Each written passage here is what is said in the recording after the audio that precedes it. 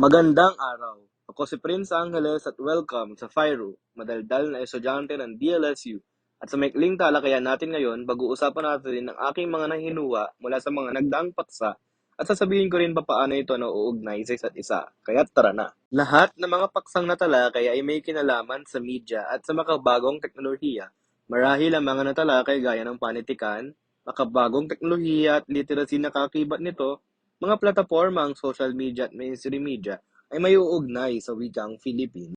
Napag-aralan natin kung paano ito may kokonek sa wika dahil may ugnayan at konektado ang mga ito sa isa't isa gaya ng individualisasyon at ang pagkakaroon ng sariling pananaw o interpretasyon tungkol sa isang teksto o impormasyon na may babagay rin sa literasing media, marahil pribado at individual na rin ang access sa impormasyon at teknolohiya sa ating panahon dahil saklaw na ng user ang kanyang masasagap at di masasagap na impormasyon.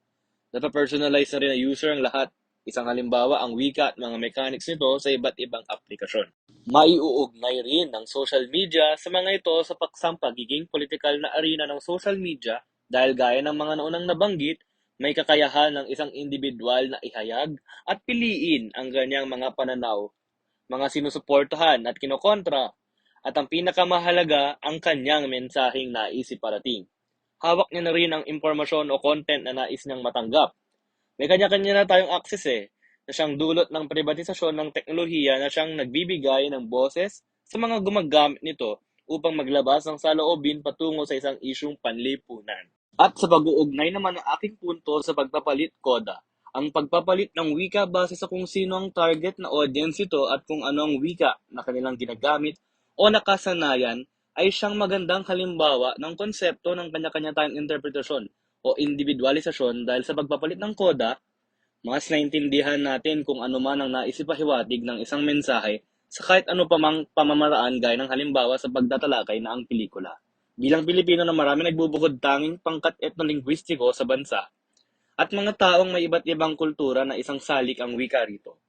Nagbibigay daan ang pagpapalit koda sa ibang wika para mas maintindihan ng mga hindi pamilyar sa wika na iyon ang diwa ng mensahe. Mapagpapatibay na ang media ay isa sa mga pwedeng pamamaraan upang mamulat ang mga kaisipan ng mga individual sa iba't ibang pagkakaiba at sa identidad at wika sa sarili. Minsan ko nang inilarawan na parang makulay na fiesta na meron ng isang partikular na bayan saan mang sulok ng bansa ang kultura at wika. Para tapusin ang aking mensahe, masasabi ko na ang mensahe ng paksa ng ating mga pinag-aralan sa aking palagay ay ang individual na nakikinabang at gumagamit ng media ay may babahagi ang kanyang kaalaman sa wika sa maraming pamamaraan upang maipamalas ito. Marami rin siyang matututunan na kaalaman gaya ng pang-akademikong paggamit ng wikang Filipino, iba't ibang pananaw sa mga isyong panlipunan gaya ng politika, at mamumulat sa iba't ibang kultura mula sa iba't ibang kapwa gumagamit nito.